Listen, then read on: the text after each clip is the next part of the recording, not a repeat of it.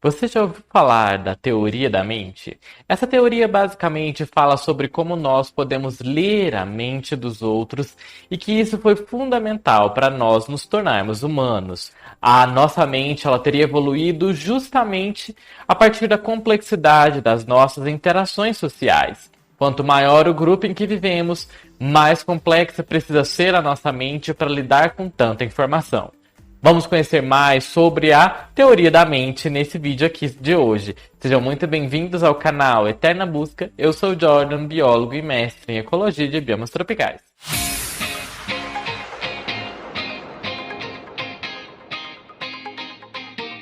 A teoria da mente é a capacidade de atribuir estados mentais, como desejos e crenças, a outros. E ela é central para a vida social humana.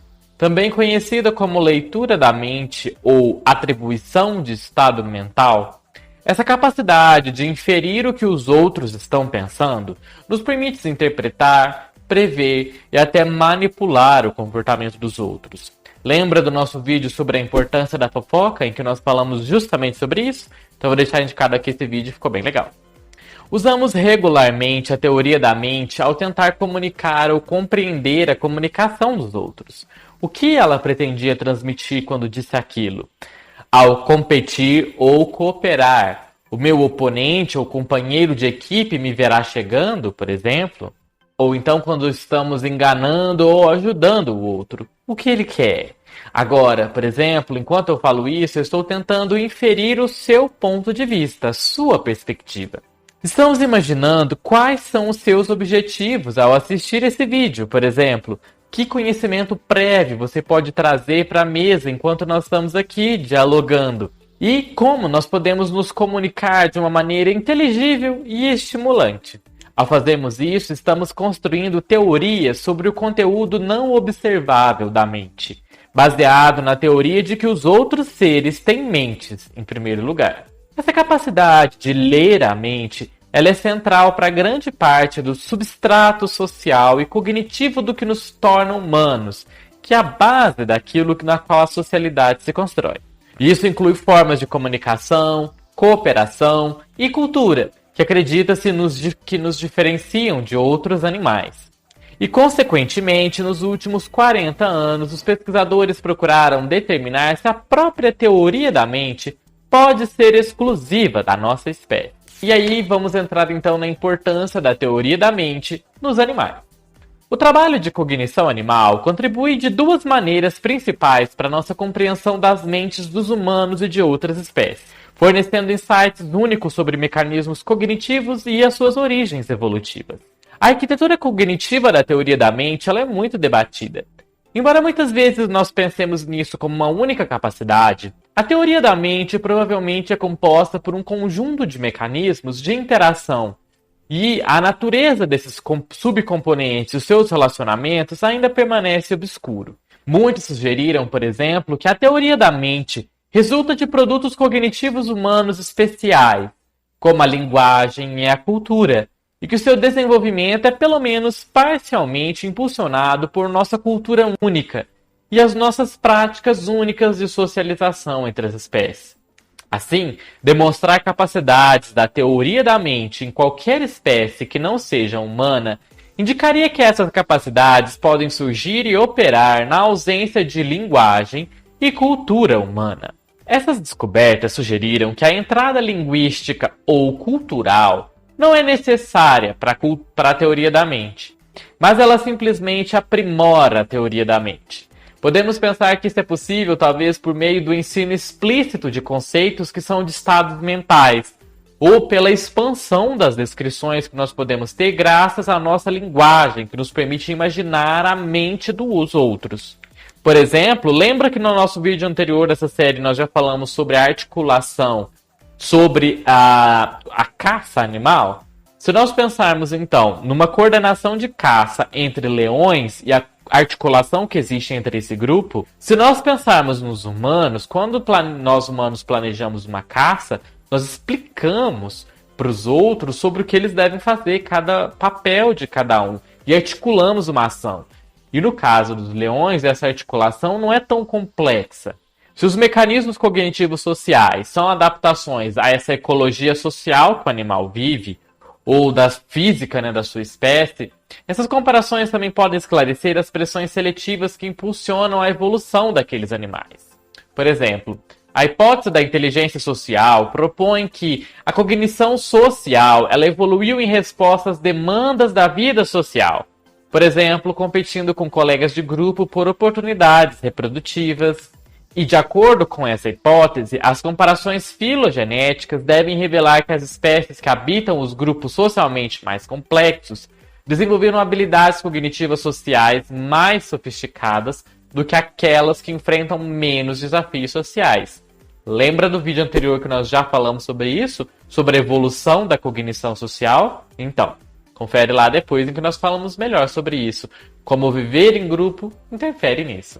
Outras hipóteses postulam que características do ambiente físico, como a ecologia alimentar, né, como o alimento está disposto no ambiente ao longo do tempo, impõem diferentes demandas cognitivas aos animais e predizem que habilidades mais sofisticadas terão evoluído em espécies que dependem de frutos em vez de folhas, ou que devem explorar recursos de outra forma inacessíveis por meio de uso de ferramentas, ou de algum tipo de exploração mais extrativa de algo da natureza, que não é tão fácil de ser coletado. E aí nós entramos agora para explorarmos a importância do desejo. Compreender que a mente e os estados mentais dos outros diferem dos seus é central para a teoria da mente.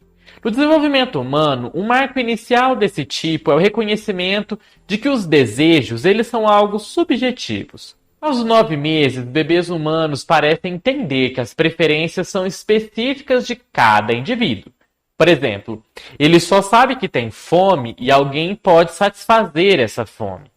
Porém, o bebê não compreende que alguém pode ser contrário a ele estar com fome e não lhe dar comida. Somente por volta dos 18 meses que eles passam a entender, a distinguir, né, que os indivíduos podem ter desejos e preferências conflitantes com os deles próprios. Um trabalho substancial sobre a compreensão dos animais sobre os estados motivacionais dos outros, que é justamente isso, né? Qual é a motivação do outro, se ele vai dar comida ou não, sugere que algumas espécies, como alguns macacos, podem inferir os objetivos e intenções que fundamentam as ações dos outros. Mas até recentemente não estava claro se alguma espécie trata preferências e desejos como subjetivos, e especificamente se eles estão cientes de que os outros podem ter desejos conflitantes com seus próprios. Ostoji, Shaw, Check, Clayton, 2013, desenvolveram um método engenhoso para investigar a atribuição do estado de desejo na espécie dos gaios europeus, usando o seu comportamento natural de compartilhamento de alimentos. Durante a época de acasalamento, os machos fornecem alimentos às fêmeas, levando os pesquisadores a se perguntarem se os machos estavam levando em consideração o que as fêmeas queriam. Em seu primeiro experimento, os pesquisadores estabeleceram que os desejos podem ser manipulados através da saciedade, que os gaios, no caso, eles podem ser saciados com um tipo de alimento, reduzindo o seu desejo por esse tipo de alimento específico, enquanto que eles ainda estão com fome de outros tipos de alimentos. Em um engenhoso estudo, os autores alimentaram alguns machos ou fêmeas com um dos 2 tipos de larvas, que eram 2 tipos de larvas, né? Dava um para um e um tipo para o outro. E um outro grupo de fêmeas e machos foram autorizados a comer dos 2 tipos de larvas. Para avaliar o impacto dessa pré-alimentação nas preferências relativas dos gaios pelos alimentos do tipo A versus do tipo B, as suas escolhas em cada condição foram comparadas com as preferências da sua linha de base. De uma condição de linha de base na qual eles foram alimentados apenas com a sua dieta de manutenção normal, por exemplo. E em seguida comparados entre os testes de condições, pré-alimentado com A versus pré-alimentado com B. Gaios que foram alimentados com a comida A mostraram uma maior mudança nas suas preferências para preferirem consumir o alimento do tipo B do que os gaios que foram pré-alimentados com o tipo B, que no caso preferiam o tipo A. Ou seja, quando os gaios ficaram especificamente saciados com um alimento, eles diminuíram o seu desejo por esse alimento, enquanto seu desejo pelo outro permaneceu constante. No experimento de compartilhamento de compreensão do desejo, os machos observaram enquanto as fêmeas eram alimentadas com um dos dois tipos de larvas. Ou seja, o seu desejo por um alimento foi reduzido, da fêmea, né, pela sua pré-alimentação, enquanto o seu desejo pelo alimento não pré-alimentado permaneceu o mesmo. Se ela foi alimentada com A, continua com vontade de comer B. Enquanto que os próprios machos que estavam assistindo isso não comeram nenhum dos dois tipos de alimento, nem o A nem o B. Então, os machos eles podiam escolher compartilhar qualquer tipo de larva com a fêmea, ou A ou B. Os machos desse estudo, mudaram a sua escolha de alimentos de forma flexível, dependendo do que a fêmea havia recebido, que ele estava vendo, aumentando a sua escolha de alimentos que ela ainda desejava. Então, se ela comeu B, normalmente os machos iam nesse tipo de estudo e escolhia A para dar para ela.